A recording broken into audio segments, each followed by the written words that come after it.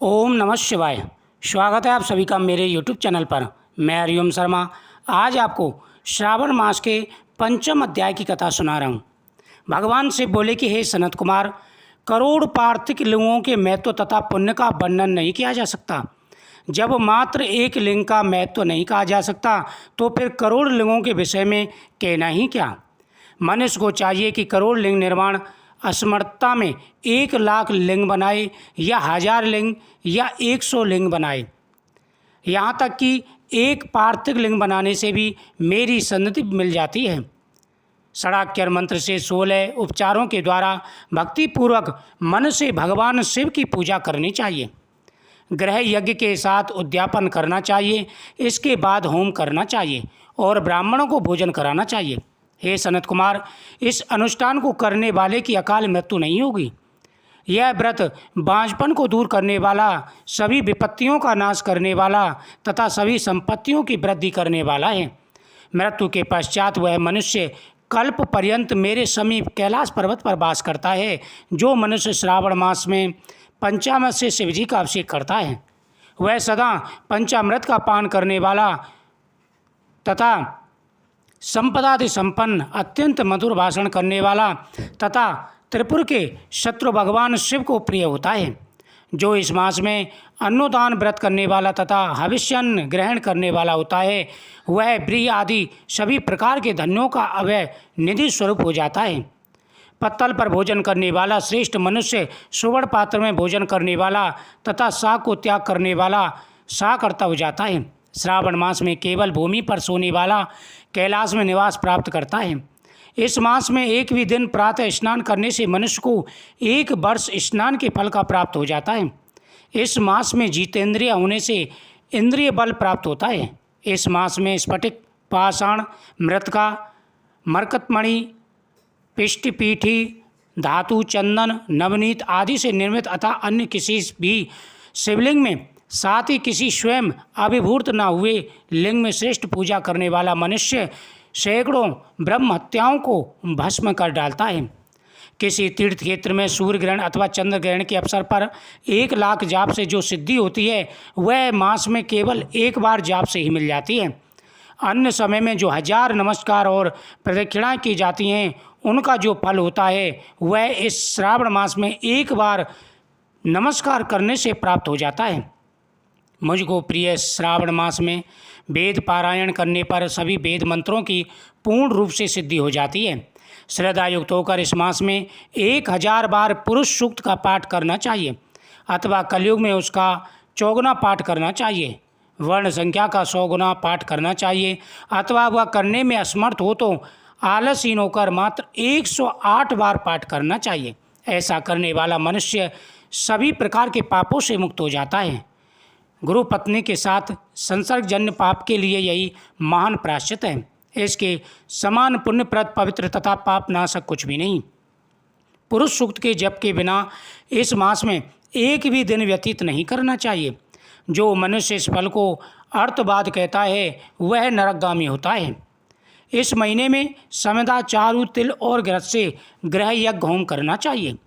शिव के रूपों का भली भांति ध्यान आदि करके धूप, गंध, पुष्प, नैवेद्य आदि से पूजन करना चाहिए और अपने सामर्थ्य के अनुसार कोटि होम, लक्ष्य होम तथा 10 सहस्त्र होम करना चाहिए। ओम भू, ओम भवः, ओम स्वः के साथ में तुलों के द्वारा यह ग्रह यज्ञ नामक होम किया जाता है। हे सनत कुमार, इसके बाद अब मैं 12 के व्रतों का वर्णन करता हूँ। हे अगन, उनमें सर्वप्रथम मैं आपको रविवार का व्रत बताऊँगा। इस संबंध में लोग एक प्राचीन इतिहास को कहते हैं। प्रतिष्ठानपुर में सुकर्मा नामक एक द्विज था। वह दरिद्र, कृपण तथा भिक्षावृत्ति में लगा रहता था। एक बार वह धन्य मांगने के लिए घूमते घूमते नगर में गया।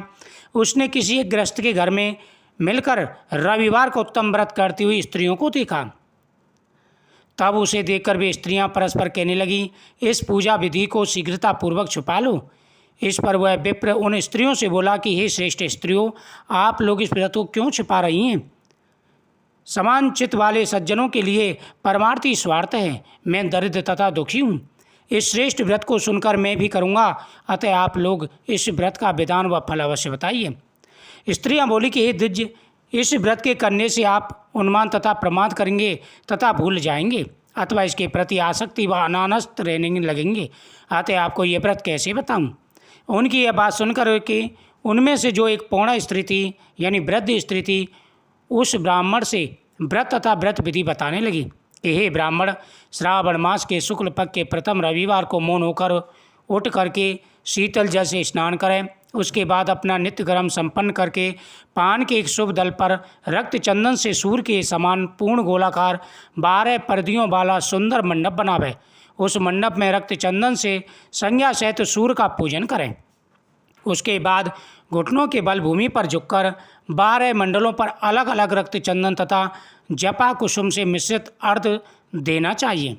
इस व्रत विधि को किसी के सामने नहीं सुनना चाहिए। हे विप्र, इस विधि से व्रत के किए जाने पर धनहीन व्यक्ति धनवान होता है, पुत्रहीन को पुत्र प्राप्ति, कोढ़ी कोढ़ से मुक्त हो जाता है, बंधन में पड़ा व्यक्ति बंधन से छूट जाता है, रोगी व्यक्ति के रोग मुक्त हो जाते हैं। हे विपेंद्र, अधिक कहने से क्या प्रयोजन। साधक जिस जिस अभिष्ट की कामना करता है वह व्रत के प्रभाव से मिल जाती है। इसी प्रकार श्रावण मास के 4 रविवारों को कभी भी 5 रविवार इस व्रत को करना चाहिए। जब 4 पड़े तो 4 रविवार, 5 पड़े तो 5 रविवार व्रत करना चाहिए। इसके बाद व्रत की संपूर्णता के लिए उद्यापन करना चाहिए। हे विपेंद्र, आप भी इसी प्रकार करें, इसमें आपकी सभी कर्म मनोकामनाएं सिद्धि होंगी। इसके बाद उन पतिव्रताओं को नमस्कार करके वह ब्राह्मण अपने घर आ गया। उसने जैसा सुना था उसी विधि से उस व्रत को संपूर्ण किया और अपनी दोनों पुत्रियों को भी वह विधि सुनाई। उस व्रत के सुनने मात्र से ही शिवजी के दर्शन से तथा उनके पूजन के प्रभाव से कन्याएं देवांगनाओं के सदृश हो गईं। उसी समय से उस ब्राह्मण के घर में लक्ष्मी ने प्रवेश किया और वह अनेक उपाय तथा निमित्तों से धनवान हो गया। इस प्रकार से यह व्रत विशेष सिद्धि को देने वाला है। राजमार्ग से जाते समय खिड़की में खड़ी उन दोनों सुंदर तथा अनुपम कन्याओं को देख लिया।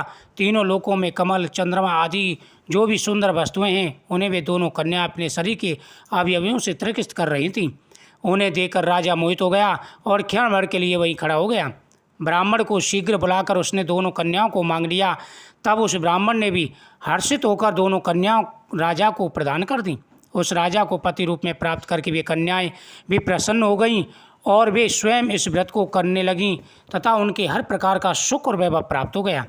हे मुने, महान ऐश्वर्य देने वाले इस व्रत को मैंने आपसे कह दिया है। हे निधिनंदन, जिस व्रत के श्रवण मात्र से मनुष्य सभी मनोरथों को प्राप्त कर लेता है, उसके अनुष्ठान करने के फल का वर्णन कैसे किया जा सकता है। इस प्रकार से ब्राह्मण के व्रत करने से उनकी कन्याओं का विवाह एक राजकुमार के साथ हुआ। इस श्रावण मास के प्रत्येक दिन का ऐसा ही महत्व है।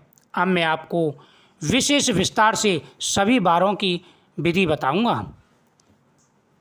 इति श्री शिव महापुराण के 4th अध्याय की कथा संपूर्ण। इस प्रकार से यह व्रत विधि विशेष ही फलदायी है। यह श्रावण मास के 5वें अध्याय की कथा थी। 4th और 5वें अध्याय का विशेष महत्व है। इस श्रवण के सभी मनोकामनाएं पूरी होती हैं और जिस विधि से व्रत बताया है उसी विधि से करना चाहिए। वीडियो को ज़्यादा से ज़्यादा शेयर करें, चैनल को सब्सक्राइब करें। ओम नमः शिवाय।